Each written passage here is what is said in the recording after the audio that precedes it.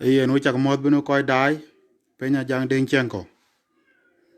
So ran chak ting tin e man tung junubin ku ran jong lei. So ran tung koi woni tur. So ka chabi yo pande ne kola ko ka ben nyot pin num gede ni loy. So ka chi tur aba ja nyot we o ja yo kwet ma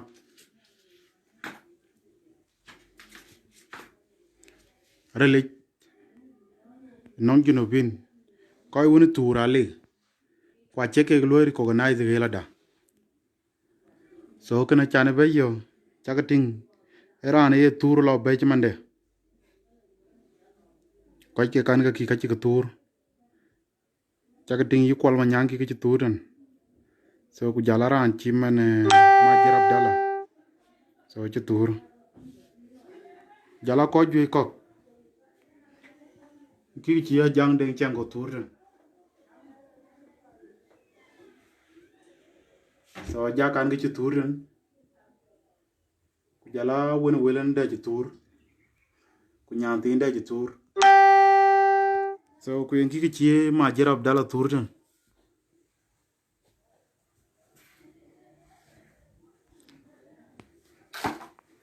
So yi kwal ma nyang ki chi turan bak jala ko lo ki share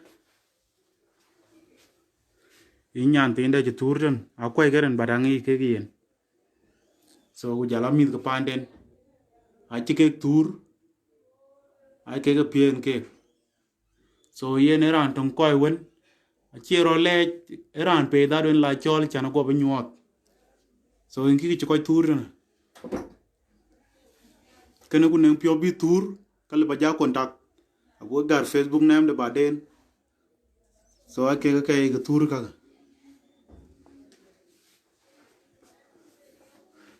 a chi ga ga chi tur re. So bak ja lo ko ki share e ki di ga nang yi nyan de chola chan ma gor en changi ne to. So yi di ar riek ma char nga chi tur lo yen tok te ga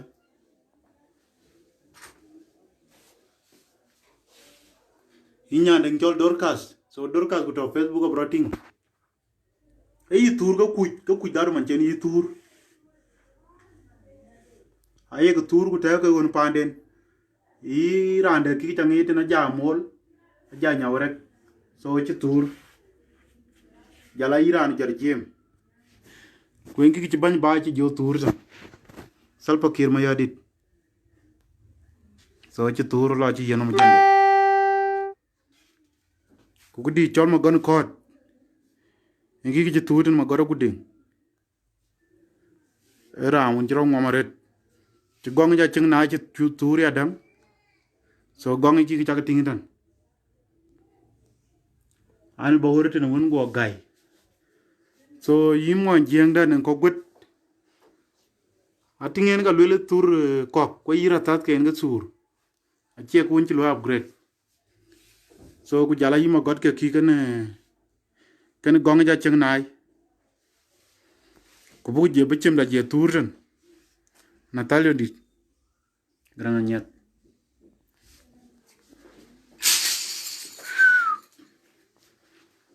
So koi non koi ko pej ban. So koi ka ka chi tur ga ki ka chale on ma jer ki kan ma jirab dala to Kampala chi tur lo bay kwal ma nyang kan ken jala koi kok. So ba ja nyol we yen ran tur ti rani pej ban. So bak lo shia kre nen kor e bi pinom ngi manen kre nen ye loy wan ke den ye loy wot Ajak Deng Chiengkou ki kan ti ran ni chen chi tur kwa kin kon nyol jak kene we ngi ye na chi ra len ro le. So ko chirga ga che community da che ke da lo recognize. So ku dal den e yen ba joro le la yin nga denga ye man to no ku di ru no ku gole ken ru no Enge ni chăm mua đấy, cô có bé cái chiếc cái lồi, trong đó cái này thì gì, cái duy nhất cái lồi, cô có biết là để ăn jam rồi đó, so bảo nó để ăn về rồi nó về, maybe nó có duy về có đai có duy về như trên Facebook slim diamond cho slim diamond mà đào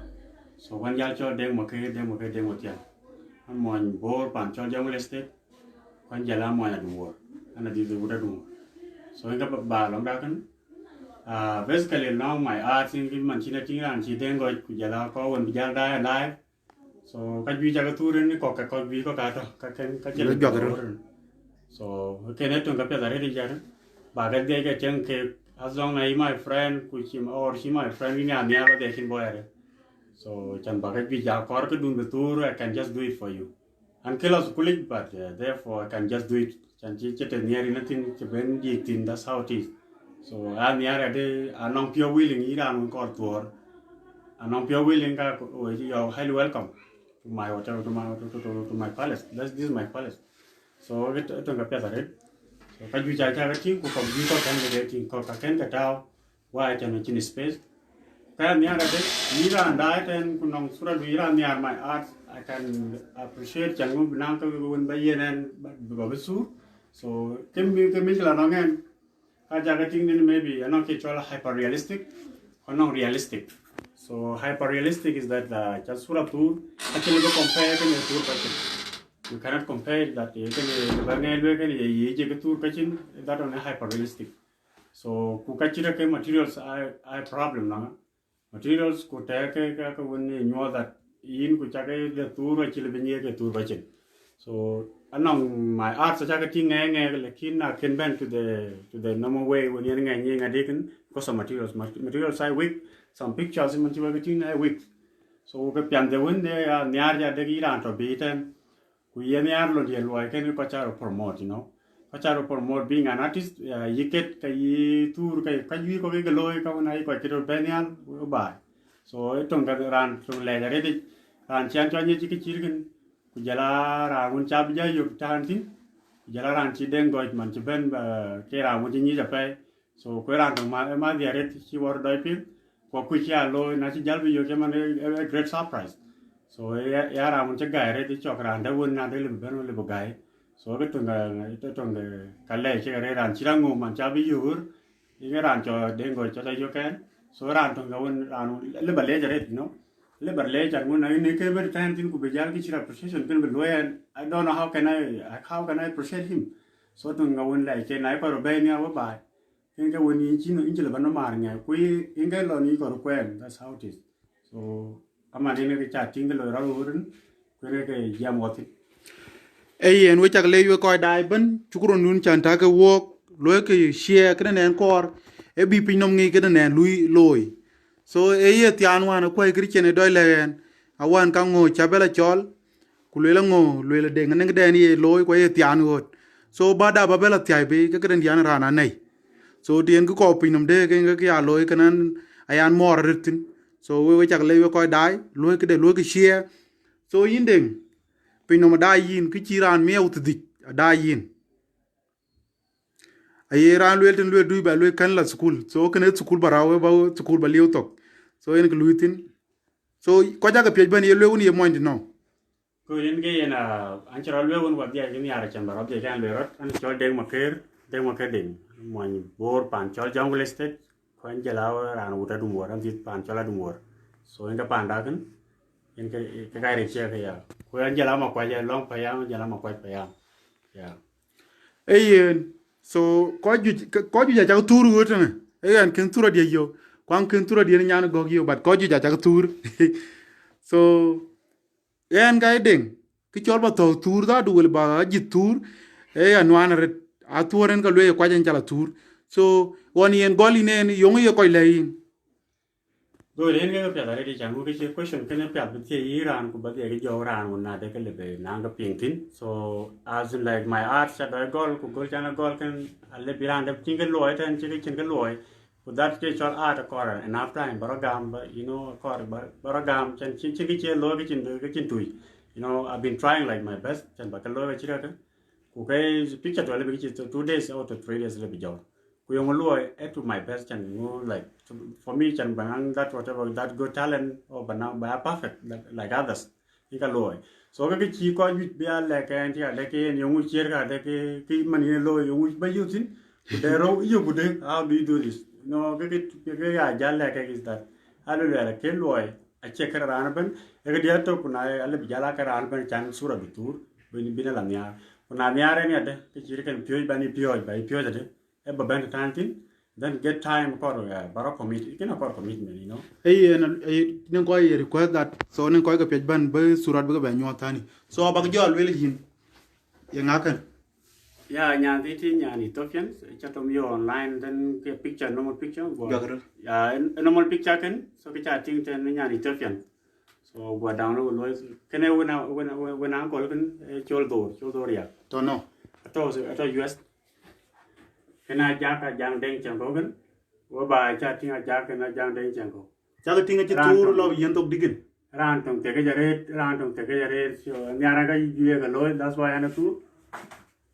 Now maintain at the US man palle at the US man thicken. the gamin eyeglass. Would you young thinking and I can load it, me think and I can load it. So yeah, toy much you were getting. Can something concerning love to man you were a new generation can laugh a mouth but they used to Janu cotton near you or by Chow working the young lawyer. Okay, a guy Nigerian. There are lenga wajim because I'm told Slim Diamond Maunda, Pandia Lenga pen, so Lenga ya lawyer by Waga Vijira tour. And my sister from another mother to Uganda. So you manchiwa getting to Uganda. So a symbol South Sudan and symbol South Sudan. If you love your whatever your country, that's why I tell pioneer. The other one, my sister, I take any picture when the article Batur to promote my arts, Batur can be a Tajuba. Can I chan Magor, Chimanchiwa, Chan Magor? That's the picture. In the picture taken, one of the best. So then can a Diariak Machar, like Kinchaben, a weakness of materials whereby others are coming, mother but doping. I'll still repeat about doping. Materials are weak. This one, the Dorcas at Australia, one of my sister. So, they can one of the normal picture, just creativity picture, from Red Crate. Can Aja Mole here and Aja Mole, one of my sister. Then took that thing, which you can't talk. Can I buy? This is one of the picture Golan can go by one of the picture Golan on can who I got Chagatur. Came and Theo Salpajat, Temareti Manchivating. Salvaja item can ban, but kitchen ban a pet of Vijal ban on Theo and Binajali Salpa and Nichi Betty. So Nachago and Niga Salpa can John de Bajal betting and Ajori. So I try. There are ran the chopping, doi ping a red who kay a loy, Mikala Kura young and Magonacor. Who can a tour by near again, man by a tour beneath to a tour with Jalaka loy. Can I run Jol Gong in Chang and I, Gong it, Chan, better quick and board, Gong in Chang and I, and take a chat in Loya can care. I carry you a so Chang artwork is bombing. So, Kitchen go by no cover this picture can you know that a Chiang the Jiang one or got died and not got there were 1980s and above. Kitchen you know the non Richie Jack, weighing one, so non cake, Kujala your Magua. Patarangok, so Kitchen one of the Iran cannot think of pay Iran Magua, so around Maguire. Najala in a take a Magua. And I told I check by chatting with my joke and open up good evening. So, you know, can a culture the pan board and you the Magonacor can go at Chennai. And a Bishop Dagan is pure me a rich and move at cool Banjal to Kukway, Nalima, Kumatatuan, Kukema, and Chidra and the Argo pay Garanganyet chatting then. Can I one of my beautiful sister, a toy USA. So, car batting at it. So, Sura de chatting a very perfect mother Sura Benjamin. And then Kinder and Chol Kwal Manyang, one of the great people, one of the great people. Legend, one of the legend guys. So, Abijala Ben, my brother, Majer Abdallah, which I think from Uganda, so to South Sudan. Abdallah Wunyaki and picture taken. So that is it. So no we koi go pej ban de ngera antong koi tour. So kwacha be yo pandene calling chane beta live. So we chak late look share. Yeah, thank you so much, guys. You know, this is my work. Kajia Galoy, Kajingadi, who can point in my art today is something grateful of my for me to feel that like Charanchi Dengo by you, Pranchirango, no Bachoni Dengo, Chango, no Kecho Dengo, Chini Japan. When another thing like Dengo near Makumbani, Chango, King Indian Kilo, Dengo Kajia Galoy Pay, who can then Chak by Niga Jugo, Kenale Benani, which I later had some of them. Ayen kayinga tour ge ko. Good, in case you buy, you have to mention materials. I don't have materials for materials. I can younger to about you. I check a letter to know, but I really like whatever. These are the materials. So, you know, I got pencils. I know kind of to this one normal pencil to my new this one a normal pencil to B, and I can use it for shading. The other one here, rubber, my new rubber, normal rubber. Maka pen anong bagwelien ya lat kay mo bagwel kan is a black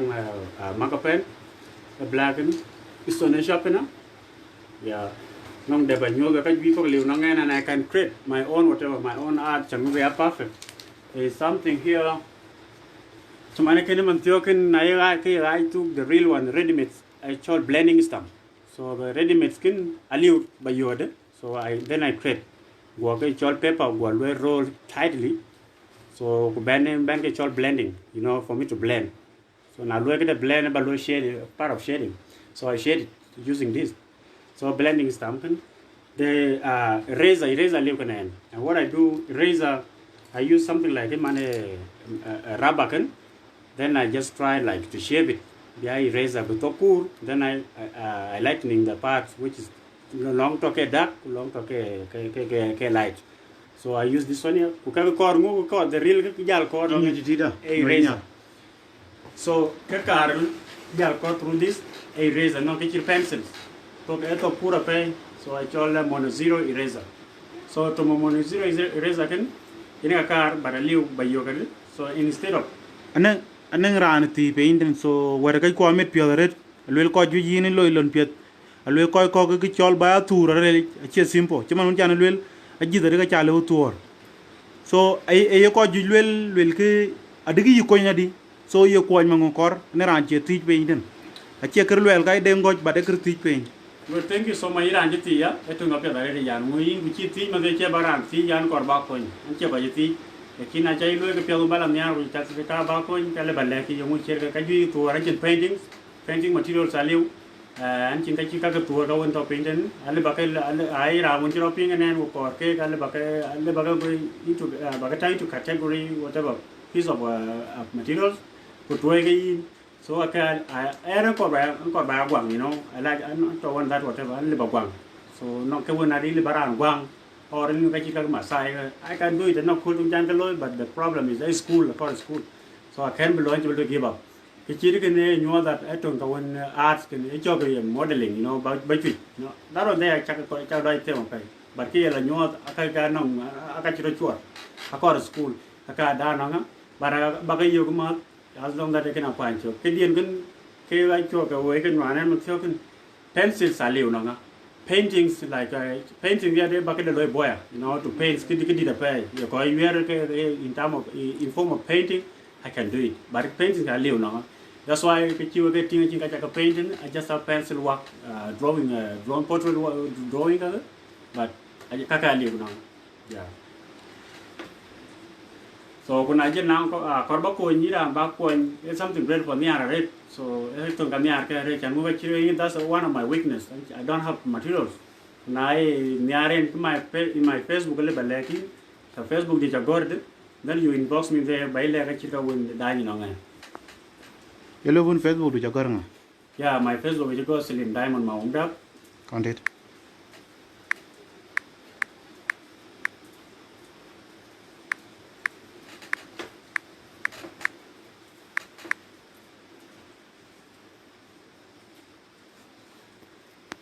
So in Facebook name de kana. Yeah. So my Facebook name anong two Facebook account. Deng Makir Deng, site Deng Makir Deng Bayuk as Diamond. As Diamond Deng Makir de Bayuk. Jila Slim Diamond maumda. Yen we chak le gol ran chiman Charles ku jala wan ma dun tu en konti ku koy le jan ben. So ki an kala bay ko chir koy ga. Ran chiman de ngi wo wan ka kuma wo dir lor tok. Awon bugal comedy dia go jag le lam lui won yin. So bu la jag le akon. So ka kana ya miar ba wari cha ba ko so ku we chak le we koy won lui tan up chiman koy le man ye ko ma ngor a chi and ga le ne ndeng ba le rana kar bu ko bat e jo lui chiman tuor ka ko tuora ke kor ke ga ba era len ji pie chin sukul be be kor so ku ba surat ken ba surat kun ba ya to yen de mo ye we surat to yen abu ba tur ku gam ke tin den chai ke yen chi won wele na chi belim ko chi won man chi belim so ke lon tin dan chu gamen chi man chen ko ke tur man ko ke lo ke biga example so ko ngol ba le ramon ye la chol e un kulwa gole yom talata enam law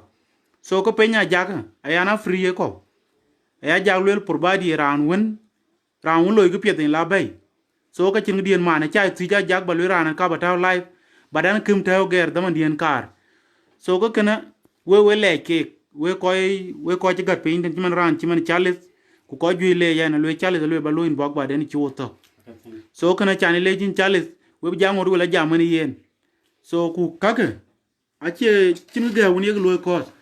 so ku pe bar ke ki kaka okay malek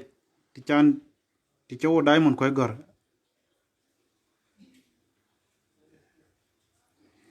yen ai ke rin ke kaka so dengeran tun koy won e ambo guy a chiro cha ayo wo do rom pinti za kay bara koy manien tour so kana e lay no we so wan chin koy ga tour ci man ran ci man a jaga ca tour kuran ci man majir kuran ci man kolma nyang kuran ci man magon ko so on chin ma god ben Nairobi ne ci ñoo sura de kana gongay. Yeah, actually, yen kita surat ka pia jatur ben yi magot ken gong ran chi mane gong ja ko de gong ja ken gong Nairobi. So on check ben within Nairobi man Nakuru. I think acha anji jowan ke but pictures ka ken go tu. Aja ke tur after ke jeduk after the return. Inga to turan ke. Ko ju ja ko na madu da content. Okay. 07 So 0795 content 90 96 9695. That's my number. 95 0795 90 96 95. Yeah. So you know by like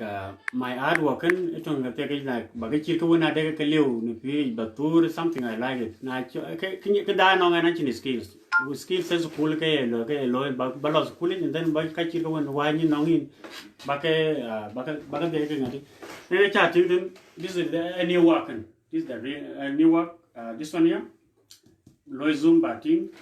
So this one here new ke apa turen is still a can go to cancel but about kala sabakata you will see after some time. Ke ko be new this picture can a beautiful lady, African beautiful lady. You will low. La bendo me.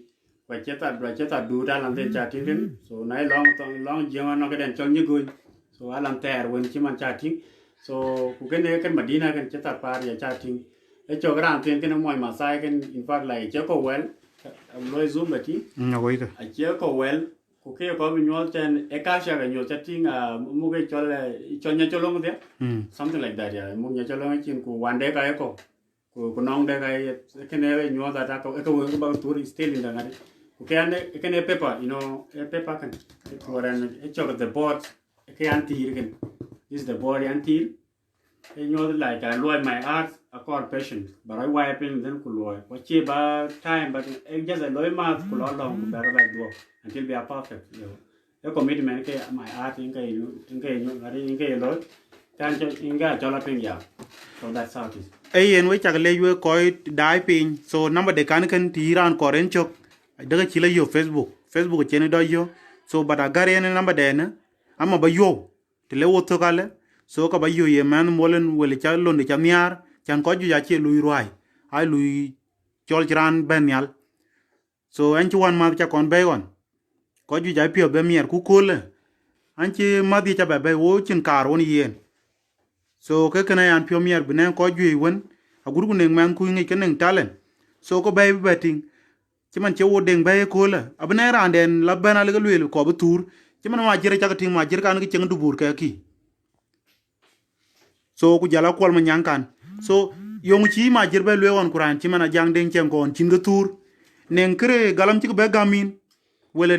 nen wer won la twen ci be layin good in good question chango ke cha tur man tyo ye ni si bi de ni ya de yo cha la twen wa ngai de ran chi Ajak Deng cho ran te ke cha pai ku ke ni cho ran te ke infa walking kon pinjarom bu janang bu kon ja len ke ran u chre le bar ye ran ke na le ran ko te ka ju chi ko ani jeng ke kuna nya na tur ku ba lo ke chi ke ne le ba tur so cha tur kuna ko cha twen ke chi be le ken a chi ke ye na but a ne ya de ke ko to ba nang ko nyen ko ka ju ja ko so cái bên cái anh chỉ mang theo cái in the process chính quan bản như coi mà bảo ra cho Africa ato chỉ bên Africa yeah so anh do Australia cái quan bên nào coi nhà bây giờ là team that's how it is có rằng tụi có thể cái nhà là phải chal ba orgo có gì nên rằng tụi có thể cái này cái chita beloi lu coi như là cái mà là le coi mà thôi kuna ran ci ma jere anh chỉ mà jere Libya le le yung e tour mà jere có chia ran un cara yi có chia ran un yi đi ye ne ran yi tour mà jere ran ko ke ke phải cái duy mà jere cái lôi của ran to ata kuma ya di mani ko mà nhang cha tin mà jere de cha doi piang ro ka pia le cái lôi cái man jungle state so ku jam da wan yen what you can you live what you online ku ke le kan ke le yen number cha ye number de cha de wa ba jam so walking bila tuan ato Kenya ko ato South Sudan so can we be jam but we are in the process we be jam we yeah try a cha lo won len ne nom pe no ken juro ken ping se chan benen ko ko lai invoke tu surat ken okay good my page sorry to channel mark my page at page God arts actual ART so uta yeah ART ya God ya ke diamond deng Mathiang na bayuk ten so na lortin picture kan kong ting you ale bayuk ten ya ka traditional cái chi cái pin nông cái nó cái chi sura chin bida bayuk ten ni down if you like my page e sitting room cha dom but pan Kenya ten ki chol ba sitting room dom e krele so yinje surata cha ta wot ko yong ye tinga pan lwel kurwai ke diwane tinga yen ke na ra pan den e wai ji to nyari yang ma mo tiang so kuna ra wan yen wo chro pin apa ko ran chro pin kan in kere kan in kuna cho ba pan Kenya ku ko ja wai pio you know sometimes ba re ku ba something that I read it apa kuna chu ro pin wan yen ni ar mai art na ta ka tu ku instead ba ka to chang mo te pe chin ti cho te pe e ra na ti ka wai din no so chuman chu ka pin so ni ar mai art go cái chỉ câu này cái trâu cái mua món chẳng câu này mua tiền you know chứ mình nghe rồi cái bữa ăn đã bị chứ mình để làm chỉ đâu ngồi chứ yên chán cho nên dùng làm chỉ đen rồi để kinh đen rồi cái gì cái này cái trâu thì chỉ đừng cái cho ăn bia đó để cả trời à so có gì có e en jenga ci pio miere tan chanin ci du cha kem ngi tok cha le wonen ye dol go kuin ken bayar so ekin ye ting man ka be gotena amma ye ting ba le to the next level ben la ke dir junub benen school yep ke kama ko ba loy ke duon cham goten ito Iran có cái này gọi cái đúng mang thiếu cái nó nong good support Iran lối support nó rằng muốn chỉ bên nhau mà này có duy quân nhà máy art sang cho mình về cái so cũng nong good support nó cái này cái là bút chỉ junub bên là liệp cụ thể này là Iran bên là bật lối cái chỉ quân có jur lối quen nó chỉ rằng muốn chỉ đàn đi ý muốn jur nhà cái quân nhà lối khi ba nó ngay can just do whatever you feel cái boring can do it anang malaya diar ke la da cha ting kolon ka kuma en malaya ye ko tor ko ku yele ko malel beg malaya no ngen ba tin don wa ba lo mama ye lel ler ke non Kenya cái en la cái to cái cho bi ni mà để cái ni tu ra chi je ma chi ni tao thêm in nó cái thì lôi của chết coi có của chỉ bên về là barba lúa cái chi này gar mà lại mà quay payam ka kuma so I was in I ran je ana to zone 1 group 14 cái thế ran aya ngen maksud ikan lai ke dalam banyak so ko den ya kerja kan so cái itu quay to sai ku jalan kan cho cái mà lại đang cái bài đi cái Mathiang itu boleh ku jalan mà còn chơi ku jalan quên nào quên cái này cái nhiều cái bài đi kan em cái ka kuma cho bài I just try but draw na kan na kan cái cái này bạn nhớ về cái obi có con tin kan it was in the process but lo ini ini chọn how we call lava diar kan cái diar lit kan it was in my progress dan baloi na cái rồi cha baloi ya kayu cha tu ra cái painting cái chuka painting ba cái material luôn mà luôn bây giờ quanh đâu yeah cái chọn bao quanh ăn mà thiếu cái lệ này tôi này đang chạy lôi nghe cũng chỉ nghe phiêu làm mía cái gì là tao chỉ có cái anh chơi thì một cái ra là anh chỉ bảy lôi cái đó cũng là về cái no chạy lôi cái gì làm mía cái gì này lôi cái bà làm quanh cái mía so na chạy quanh cái bina quanh nhà cái lôi cái chúng có cái này chỉ để anh yêu tin so cái lôi cái là bina giá là tiếng nhiều chỉ cái chỉ nó bảo quanh cái cô cái giá là ran chalo ngo ki kana ngo yen ran tong yo kan wan gole wo yo Tuesday ngo yo na de dia de chani ni to mi do ne den so ku kolon bi ne sire no mi ni pio do ko le ye ke ni ne ke ga turgo so yen china bela lo in bok ku le yin lu yona jak so ku ran di na ya ko biting ke den lo ku bi pin no bi ngi ya dan e no ko dai we cha ke be mos ku cha ke le chan cha ta em don cha ko ku barat gam ba dai ba pe nya ja ke pe pe da ri ku ngi jon di lo ke nya ne ke be nya na ngen gra ji man mr gizeri e to la mai lan ba den gizeri ke chem e kin ke lo war era na man chi ke nya jon le chi be nya e chi community che chi ben gutum e ben ya ma ko non ko ga wan e kene ja ku ko lu ti mai den goje e che ko re ke dit anong lai ba ai ngade ga ben ya so kene war en ju ben kwen to ni na ku ni era tong no ban ke community na ku kuna to kini ran gini dai e ran yo du man da ja ken pin de ya den goje cái quay qua đái qua chặt tôi đái cái youth lên cái community na thấy đồ kít này kít bị lối you know mà này cái worry nim bị lối bị you know what of pan pe cái chân lối cái tiếng pan you know cái lo gì nè cụ có cả nó chỉ liều nhưng mà chưa có quăng cái này cái chỉ cái lối chắc cái lối cái phải qua chỉ đàn ngoài chỉ dán ra rồi cái lối so wa jam youth if you ben ko ya Africa ne ke youth ne ke te ne pir wen ke community ko dai ro ku youth e bu oi nim rier bu ke lo de na war be we away walen ke lo using ke initiatives ile ke kira anti ne loy ani pio mi re ku ya dai ani pio do ko e kina chan di te ga bu lu ya inde kina kan ping e ki loy ke ne go le ka loy ye lo nyot tu ra ju ya re wa je tu ra tong yi yur ke kene gonge changin Facebook ya so we ko anh pio ko wa jo lo le yen ke bra loy e blar bi ran chir gene ke chi go ju re na ka na ji lo ke wa ka tuor an ma nen ka lo an normal pencil wa ka nya ke lo ne man ka nya ko ji ni very expensively ka lo ke ga i wa ja re ne man a chan ngo an no skill ken chi ke die ka ke ni ga loi e ken war chamo war chan wa no information ko li ka ke loi de so jo le wa lo inde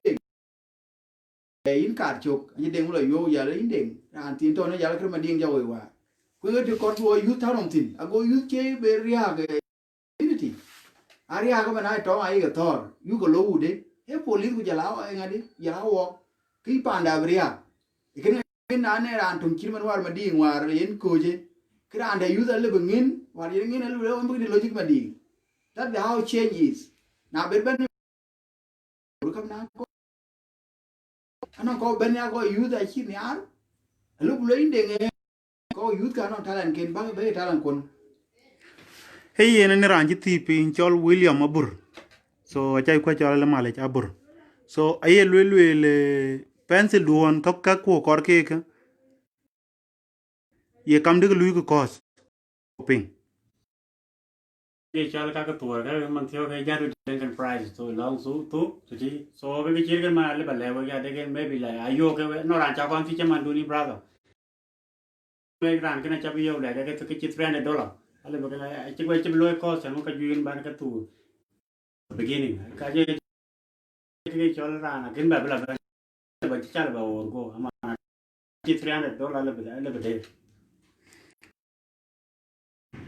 ai en gre de gane so en gre ka ne mu chol war ro ne bar ke chirga ma di war bo mara ko yu do nyal na kuru ago yun da go ngin ku bi ganim ngero nga ben yal ke ku che bi ta ala tor bi ka ala pe telefon e chare e community ku be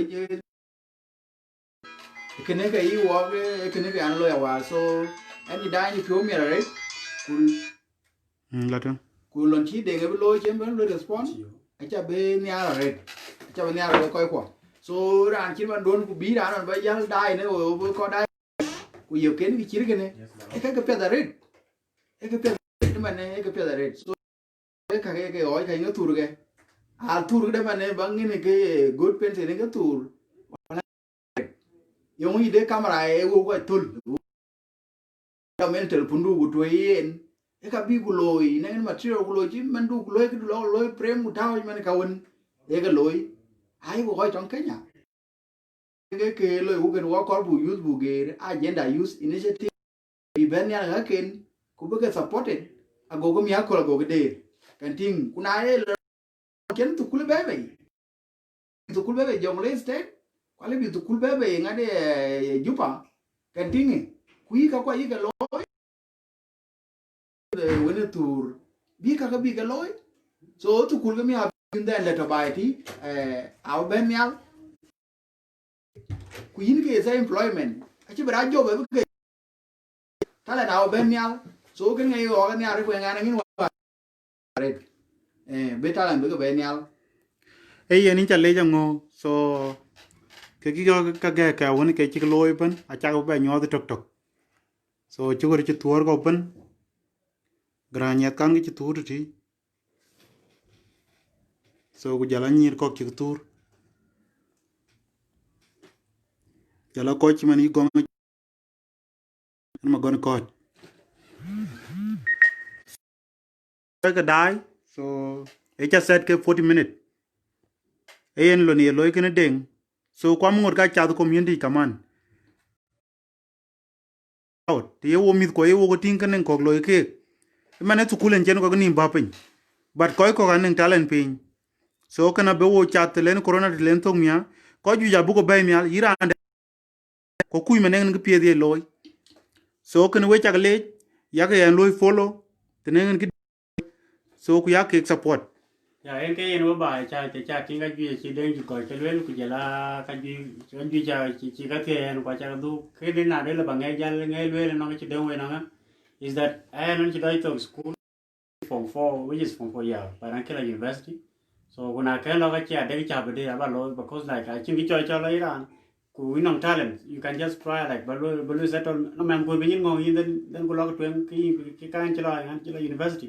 that's how it is so cái cả bài nghe về bài cái cho talent cái này cái vấn chính này và lo nhà cái này cho nãy chỉ chọc với quay cái vấn đề cái in cái bảo quay rồi lôi cái gì luôn khi lôi cái cho là trước số cái này mà quý nhà cái có talent này ga garangan vẫn so cái gì mình chỉ đấy có cái chỉ làm chuyện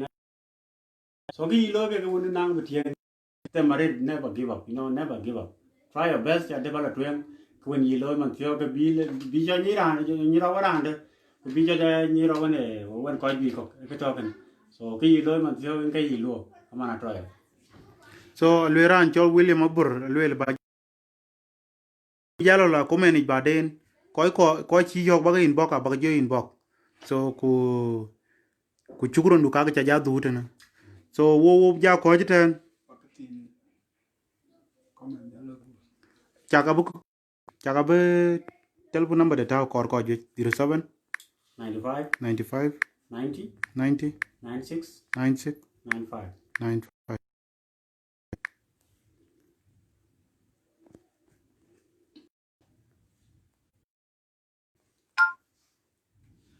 yen we ko we chuke be mo to chuke le jarit en ke yen ke ne en ke yuk den war kula den la yo we chi den ga we chi den ga be la yo en ke te ja lo ra ke ne so che nya ko bu be ko community dai pan cho na kuru e ji Kenya ben e South Sudan bu yunda bu be nyal e ke ne ke to so yen na ne ayu ko na ne skill polytechnic school en ke skill ke ne ka lo itin ato anale tin gu be skill be jo pi ku jala kene e ka bi yunda be nyal in ge wela ba le we ken so bi guru nyal ku panda bro ge yen we chak le ko ke dai ben so yen den ran ton ko won tur ti ran yi pej ben achin gi che tur lai ko tur ko bare ci ja ko ke mier ke bi tur gol ran ke pe loy kuran ye ting so a tur ke ben cha yo man tin chaman ne ko tur ke tena so ai ko tur ke kaga ko nan karandi da endo ti e da turen so ken we chak le nyale ken we tenen ran nan pyo bi en kon so e ka bi jala loyin bok bedak aye William Abure ye le la loyen bok so ko bating de nen tin bani kon so nyale ken we baga jadnen good day ai ran ken pinden go chwal go jadnen good night so nyale ken we den gonya yik